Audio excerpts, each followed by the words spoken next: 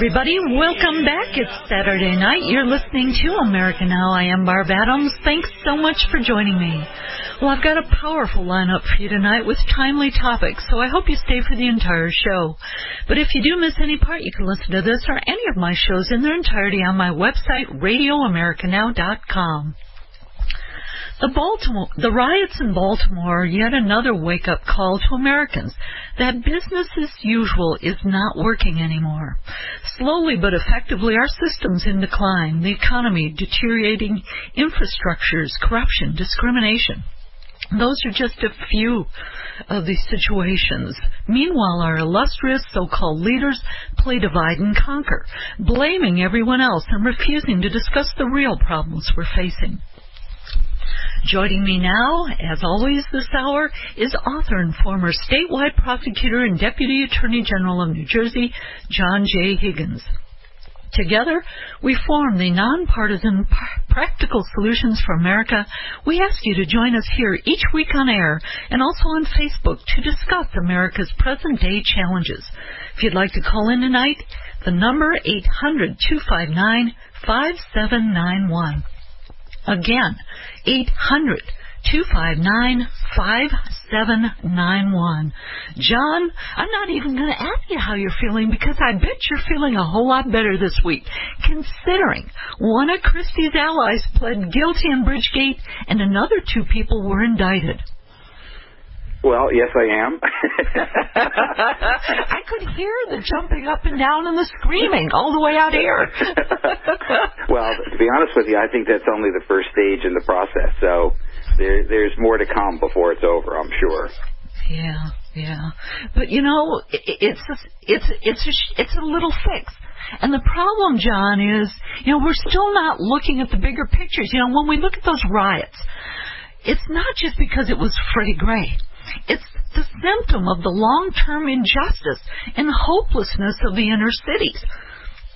And, we keep trying to do these little fixes, like, let's put all these cops up, for this or that and try to get them indicted. See if this fixes the current little problem. But the issue is really a whole lot bigger. And we really need to start looking at what we did back then to create the problems we have now, so that these little solutions we're doing now, we've got to look, what problems are those going to bring? Yes, and, to me, this isn't a Republican or a Democratic problem. I read some article that, it was the Democrats are in charge, and that's why this thing kind of, the inner cities are falling apart. Republicans who are in charge of inner cities. It's like I say, we've got to get out of this whole idea that we're opposing football, teams playing a game between the Republicans and the Democrats. We've got to get ourselves back together and fix the problem. The cities, many of the cities in our country are beyond an embarrassment. They've become third world in their own nature. And, that's taken a long time to happen. But, if you think back 40, 50 years, World War II was probably the real change where, what had been industrial before, got ramped up on steroids because of World War II. And those factories that were in the inner cities, they basically were the centers or the drawing card for many people to move in there, and there were vibrant jobs where people could make more than a decent living. There was GM factories and Ford factories and Singer factories and whatever. And all these factories, when they were there, they were giving tax benefits of being there for free or reduced rates for 25 or 50 years. At the end of those periods, they up and they leave, leaving a vacuum. So the jobs are gone. Now, the cities are in crisis because they don't have the tax base that they had from just the people working there, not only the factory. And we have basically walked away and abandoned them. And, New Jersey, we've got a number of cities that I just call them war zones. You do not want to be driving around in Camden or Patterson or Newark at, 2 o'clock in the morning. Lord knows what will happen to you. So, you can put police presence in there, but that doesn't straighten out the problem because the people who are in there, they have nothing to lose. And until we go back and make their economies, vibrant again, we're going to have this problem until the end of time or the end of this country. Yeah, I agree with you, John. You know, we just keep trying to do these little short-term stamp out the current little fires, but we're not solving the problems. We're not looking at these big issues that are sitting right in front of us. It's like the elephants in the room, and especially our so-called illustrious leaders, are not looking at the elephant. And if they do, they're dividing it into pieces, trying to fix little pieces without realizing how that affects all the other pieces, and especially the one whole big elephant. And that's been the problem for a long, long time now. And especially when, as you keep bringing up, the politicians are playing a football game. We're all sitting on the sidelines. We either get to go yay or it's usually boo these days because we really don't like what they're doing. They're not doing anything for us. They're not listening to us. They're not looking at the problems. And meanwhile, they just keep pointing fingers at one another, and everybody out here's going, what the heck? Let's change the game, but we're not allowed to play. Right, and the politicization, if you want to call it that, between the two parties has become almost rabid. Is that they don't dare let the other side get any kind of win about anything because they've got to stop them at all costs from getting whatever their agenda is. And because they're focused, you and I talk about this all the time, is that these moneyed interests have tilted the entire game, that their focus is on trying to benefit whoever is giving them money and not focusing on what the real problems are in the United States. We are basically the richest country in the world. Why do we have, tenements and deserted buildings and areas that are filled with blight and people unemployed? I mean, they don't even tell us the honest numbers of what the unemployment is. How can you expect anyone to care about where they live or what's going on if they have no internal investment in it? So rioting in that, I'm afraid, is going to become more of the norm than the exception. No matter what the trigger is, it may not be a police shooting. It can be, some bad thing happens in the city. They cut benefits. They do something or other, and the next thing you know, we're going to be in internal wars in our cities, at least to begin with. It may spread to the rural areas because a lot of those people are in the same financial shape. Yeah, this is not just limited to inner cities, but my concern going back to those areas is, at what point do the gangs and a lot of these people decide, wait a minute, why are we rioting here and burning our own stuff down? Why don't we take it elsewhere? Absolutely, and I've said that for decades. I mean, there's nothing there. And what happens in the long term for the ones in the inner city particularly is that they make that no business is going to want to go back in there because I think we have the wrong corporate models. And, corporations in the history of the world, this is a new event. This isn't, the Romans didn't have corporations, the pharaohs didn't have corporations. We're being driven by these things that have been created, out of some matter of expediency and generating wealth. But they may be more of a curse than they are a benefit. Yeah, I agree with you, John. We're heading to a break now. When we come back, let's talk more about that. Because today's corporations are even different from the previous corporations we've seen when we've had to break up the monopolies here in this country. All right, stay with us. America Now continues. All right, everybody, welcome back. You're listening to America Now. John Higgins and I discussing business as usual is not working anymore in America. And John, before the break, you were talking about corporations becoming a curse, and I have to agree.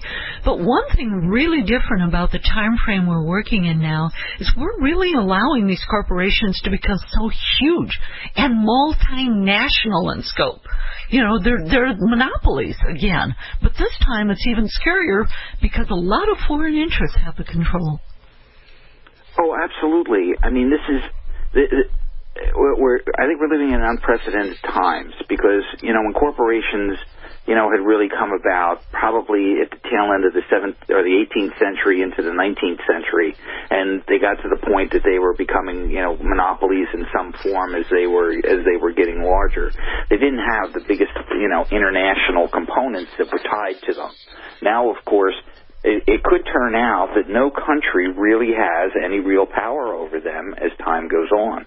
I mean, the one company, I think Apple has something like $86 billion offshore, or some tremendous amount of money, which is in many cases bigger than the budget of a lot of smaller countries. So, when you start having that kind of power where they're really not, having any real allegiance to any particular country, you can end up with a lot of problems. And like you say, the other thing that starts to happen is that as one company starts buying up another company, it reduces competition among them. So their goal always is to become a monopoly. It's only through legal protections like the Sherman Antitrust Act that tries to keep them under some kind of control. But the idea of making tremendous wealth and cornering the market is always in the back of their head. They will push it as far as they can before they get slapped back. They're going to really push it now, John. I don't know if you're aware of this one, but the Trans-Pacific Partnership, it's a massive free trade agreement currently being pushed by big corporations and negotiated behind closed doors by officials of the U.S. and get this, 11 other countries.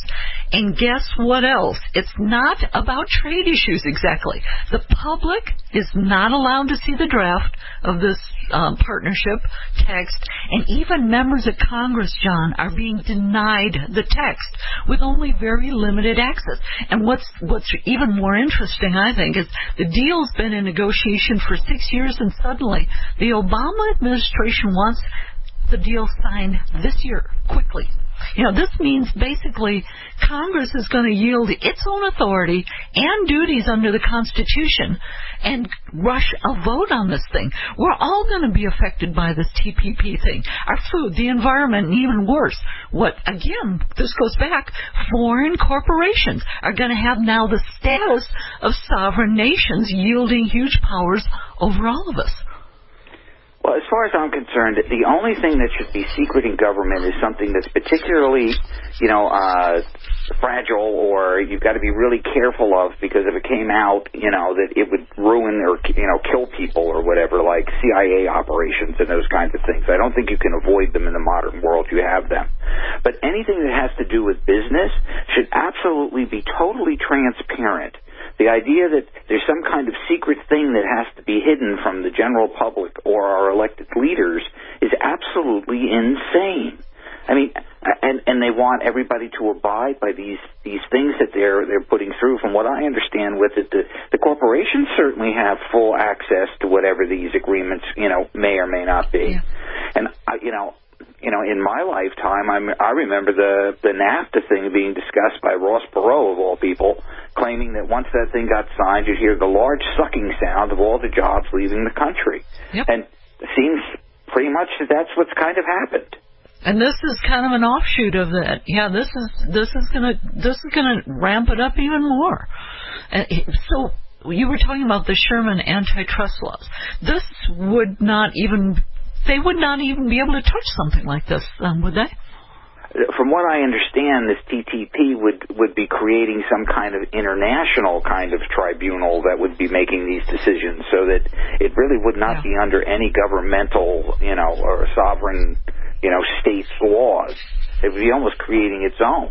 Yeah. So, and they're trying to protect, things through intellectual property rights and all kinds of other things. I know in the tobacco thing, there were a couple of lawsuits where they were trying to regulate tobacco in other countries, and they were going along those lines where they were suing the country for trying to implement its own laws and regulations, which is absolutely insane. Yeah, it is. So how do here again, what do we do about things like this? This isn't even out in general public knowledge that this is going on. It's been out there for 6 years in negotiation. Most people don't know about it. Majority don't know. Even the members of Congress who are going to have to vote on it don't really know what it is again, and yet it's probably going to get pushed through. Where are we inching to? When we're talking about this international tribunal, that gets kind of scary, John, as far as this new world, one world order. Well, I think that we've got to contact our congressional, legislators and say that we are dead set against those kinds of things, and we're going to have to hold those people accountable. I mean, the whole idea that they're voting on a bill that they don't know what it is again, a form of insanity. You know, when you're in a democracy, you need to know what's going on. This is not a dictatorship. And these things kind of move us more and more into that kind of world where we're going to be restricting our own rights. Yeah, if we're going to have any left after all of these things get pushed through, and we do not know what the effects will be. And again, the sound of the jobs being sucked away is very loud with this one as well, when you're talking Trans-Pacific Partnership, just like NAFTA, all of these things. Yes. Right, but the thing of it is we do know what it's going to be. Not good. And even worse, really, really, really bad. Right. So we have our choices. It's like the snake oil salesman, you know. This is going to make you feel better, you know. Oh, yeah, that'll make you feel better, all right. Yeah, right, yeah. Because I am not totally up to speed on the whole thing, but I know that part of it is that they're afraid that the Chinese are going to jump in ahead of us or whatever. Well, the Chinese are going to do what they're going to do. I mean, that doesn't mean that we start, you know, doing stupid things on our own. So, you know, and if you're being advised where you're in secret by corporations, you know, this whole idea that corporations are people becomes part of that problem as well. They are not. They are allowed to exist only under our laws. They are not a natural body. They weren't created by the Creator, and they weren't established by the Constitution. So they are a product of law and charters. Yeah, well, law and charters. Yeah, well, tell that to them, right? All right, we're going to continue this discussion on the other side of the break here on American Now. Stay with us. All right, John Higgins and I discussing business as usual is not working in America anymore. Hasn't been working for a long time, John. And, you know, let's go back to some of these bigger problems, the bigger issues again. We really need to invest in our communities again, especially the inner cities. You know, these riots, as I mentioned in the first section, you know, are a symptom of the long-term injustice and hopelessness going on. And we can't just ignore them and hope they go away. This is not going to happen. If anything, the state of America right now, it's growing, as you mentioned, rural areas, middle class is disappearing. We're all in trouble here. But, you know, we can have the cake and we can eat it too if we spend money on things, you know, to help people here instead of spending the money on things like, say, foreign aid, which solves one problem, but then we've got all these problems at home. So, you know, we need leaders who understand they need to prioritize and listen to what we, the people, want here at home. Fix things here before we're running off constantly and, quote, fixing things elsewhere, because those fixes elsewhere come home to haunt us. Well, if you go back to the rudimentary thing, let's say, look, anytime you have an excess of something, it's cheaper. So corporations and that will love the idea that you have a much larger labor pool than what you need to employ. Therefore, everybody's competing to try to get into a job, and you can offer them less money, you can offer less benefits, you can do all of those kinds of things. And I think what has happened, and that's been part of the problem with the foreign end, is that, you know, they find labor in countries that, you know, are really underdeveloped and they have nothing, so they get away with doing all of this. And these trade agreements over time, to me, I've said this many times, is that they are trying to, you know, put us down to the level of a third world. The inner cities have become third world, if you think about it. So they like the idea of having this large pool of people who are unemployed. Now, of course, in the rural areas, it may be a different kind of nature because it's not so condensed without so much oppression that occurs. But, you know, what's happening over time is that I keep hearing this in talk shows and everything else. They keep talking about that it's an education problem.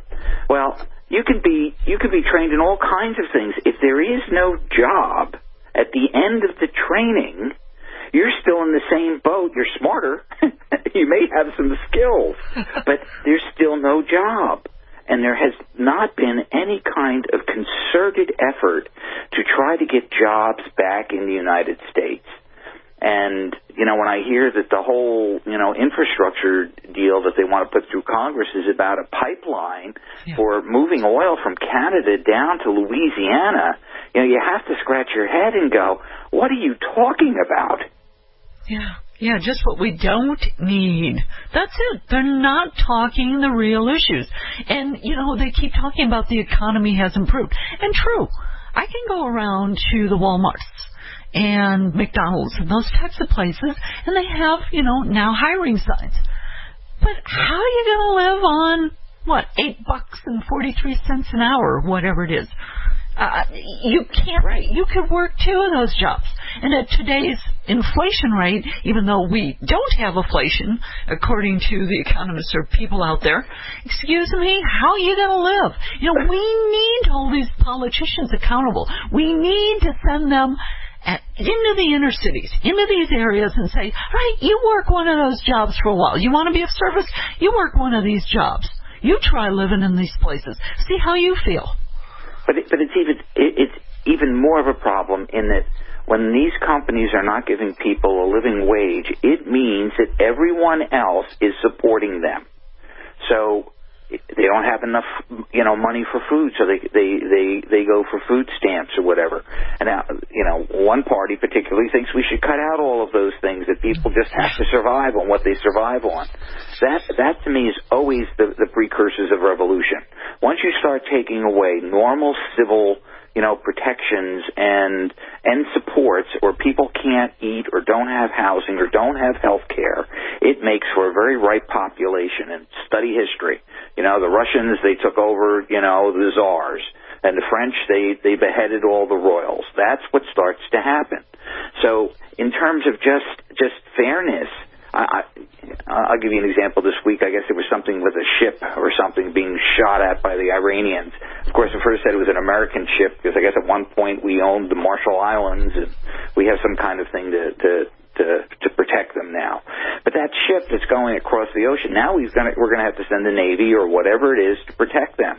Well, if that company isn't paying its fair share of taxes because they're hiding the money overseas someplace, guess who's paying for those ships to go protect that private interest? You and me. Yep. And all those people who can no longer afford it, like you and me. Right. Yeah. And we're risking our own American lives to protect these interests. That's why when they keep saying it's an American interest all over the world, it's not American interest, it's corporate interest.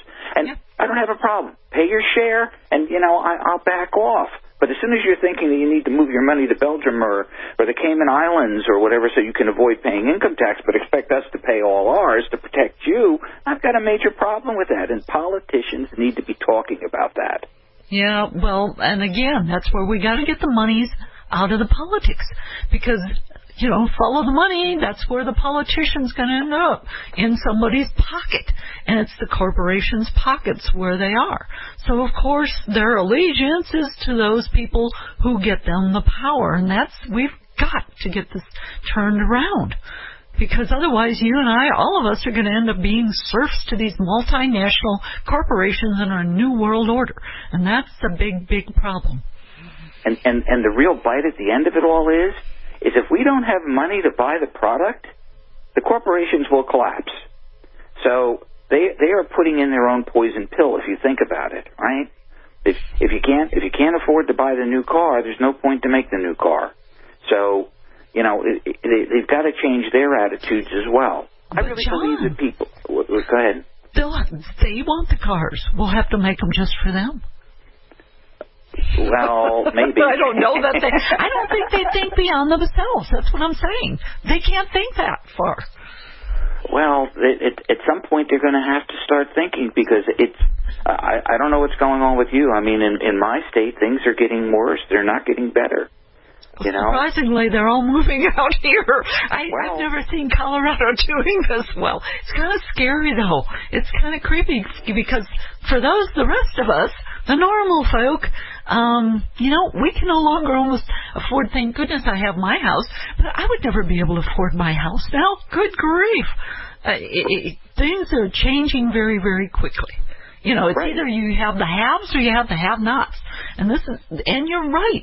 It makes us ripe for real problems. Right. So when something goes wrong in a place, you end up with, people breaking the law without thinking twice about it, because that law doesn't apply anymore. I've always said that the law of a society will disappear quickly when survival kicks in, because now it's the law of survival that's going to apply. Do you think that at a certain level there's this group, as we've talked about, an international group, that this is what they want. They want to be able to have us just go ape and then just hit us all. Martial law, and down we go.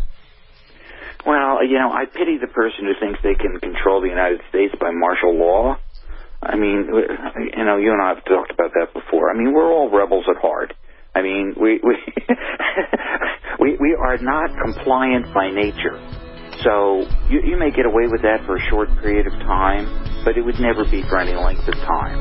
All right, let's pick it up on the other side, John. All right, America Now continues. Stay with us.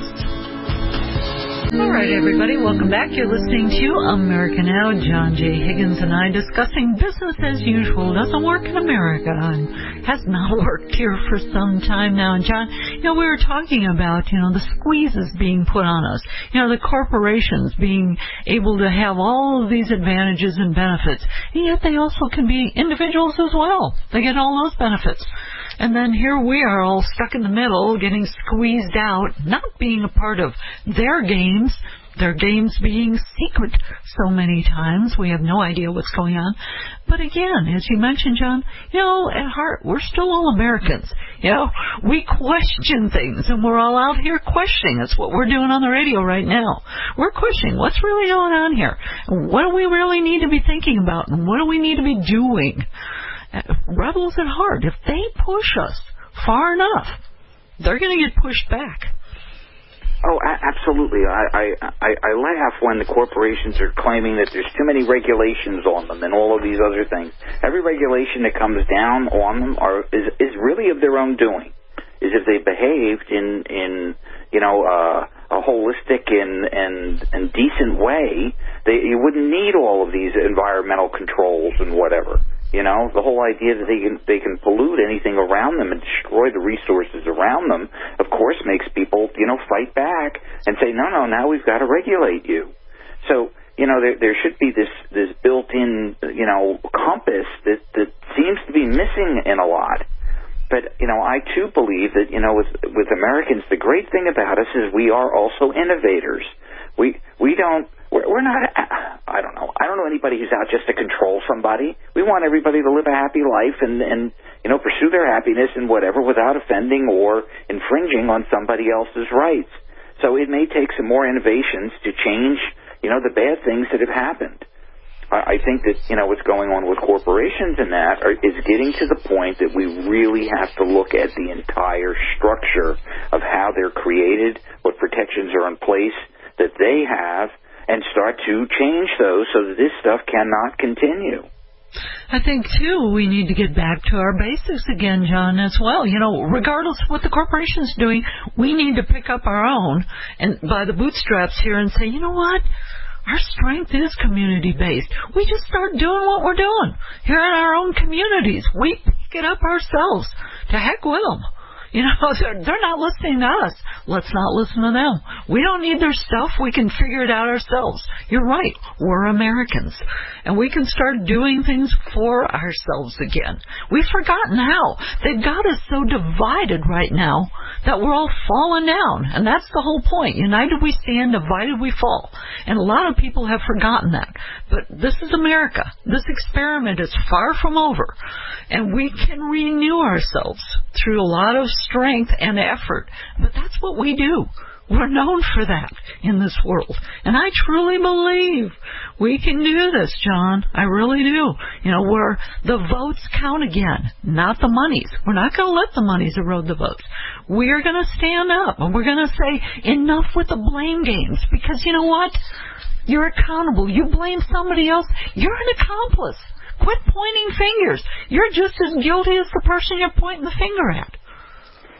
Well, when I was learning to fly, I had an instructor who was the grandson of the person on the airfield or whatever. He's a cool kid. And when I'd be doing something and I'd be explaining how this was going to happen, he had one term for me, because when you're in the air, you got to get back down on the ground safely. He would say to me simply, "Fix it." Didn't want to give the explanation. Yeah. Fix it. And I think that's kind of where we are and where we're heading. One of the refreshing things I saw, look, I don't like watching the rioting stuff. I think that it's frightening on a lot of levels, particularly coming from a law enforcement background. But the one thing that was really refreshing about a lot of the demonstrators was that when the media was trying to talk to them, they were saying, look, you only come here for the riots. You don't cover when the poverty we have, the abandoned buildings we have. You're not covering the lack of jobs here and the lack of opportunity. So you have that segment saying that. I mean, I think that is really refreshing. When I talk to people who are either, really liberal or really conservative, when you start talking on these levels, they are basically in agreement about how unfair the system has become and how we really need to change it. Yeah, we are united on those thoughts, truly. And that's where we have our power. That's the base of this. And as Americans, we can do something about it. We just have to say, enough's enough. We're not going to play this game that we're not being included in anyway. So we're going to create our own. Let's do this. Let's rebuild our cities. And it's going to be hard. It's not going to be easy. But, nothing, is worth the effort more than what we're going for. And we have to remember to look at what we're doing now is going to affect what's going to happen in the future, short and long term. We've got to keep that in sight. I mean, I live in New Jersey. I don't know if it's a hotbed for experimentation or it's just been failed in many ways recently. But, we give all kinds of tax benefits to these big corporations. In one word, it's that we've got to protect, the middle class and the small businessman. But they're not protecting them at all. They're giving all of the benefits to the major corporations. And what I really think needs to happen is that if somebody forms a company in the inner city or in an area where they're providing jobs, maybe they're the ones that should really be getting the tax benefits, and we tax the bigger ones who are trying to create monopolies to offset whatever that loss will be. Because we need the jobs in the cities. We need the jobs in the rural areas where people are unemployed. We've got more than enough work to do in the country. I don't know how your roads are, but, I figured that I'm on a tank track half the time trying to dodge the potholes. And that's third world country. We shouldn't be living like that. No, none of us should be living like that. This is still America. We need to guarantee the benefits, for the service people. You mentioned that earlier. We protect these corporations. We're willing to send our young men and women overseas to do these things. And yet when they come back, where's their benefits? Where's the help they deserve? We need to guarantee those benefits. We need to help one another. Somehow we need to figure this out. And I know we can do this. It's just a matter of not buying into all of this fear we're being sold and this divisiveness that we're being sold and shown every day through the media. Yes, and I believe that, society itself has contracts with its own citizens. If citizens do their civic duty or they do the right thing, government needs to protect them and guarantee that they will get what they've been promised. This whole idea that they get to change the deal after it's over is absolutely insane. Bring up Social Security, the whole idea that they're going to raise the ages, they're going to reduce the benefits, they're going to do all of that. When people have done their part, you are now obligated to do that. And I scratch my head all the time. There is so much money going into the government through taxes and fees and whatever. It's a matter of prioritizing what we're doing with the money. And it's not that there's a shortage of it. There's certainly a hell of a lot going in. Yeah, there is. And I guess I'm going to challenge everybody listening. I'm going to challenge all my fellow Americans out there. Find your voice. I found mine. John Scotty is. We're out here. Find your voice. Start talking. Speak up. Because we won't get this change unless we start speaking up. You know, these politicians, these people we vote for, hold their feet to the fire. Make them talk about the real issues. If they don't say, you know, I'm not voting for anybody. Shoot, I'll vote for myself. You know, do something. But let's get active. Let's rebuild America and rebuild her stronger. And we need to be reminding the politicians that they work for us. We are not slaves to them. They are not royalty that have been put in place. That, to me, is the biggest example of this Bridgegate thing. That, you know, they got arrogant and cocky, and they thought that they could do whatever they wanted to do with the public because they were of some kind of divine, you know, breeding or whatever. And those people need to be held accountable, and they need to go to prison. That's where those kind of people need to be. Yeah. We need to start setting some examples. Maybe then the rest of them will watch. John, we're out of time. Till next week. Always a pleasure. Always a pleasure, John. Thank you. All right, everybody, stay tuned. America Now continues.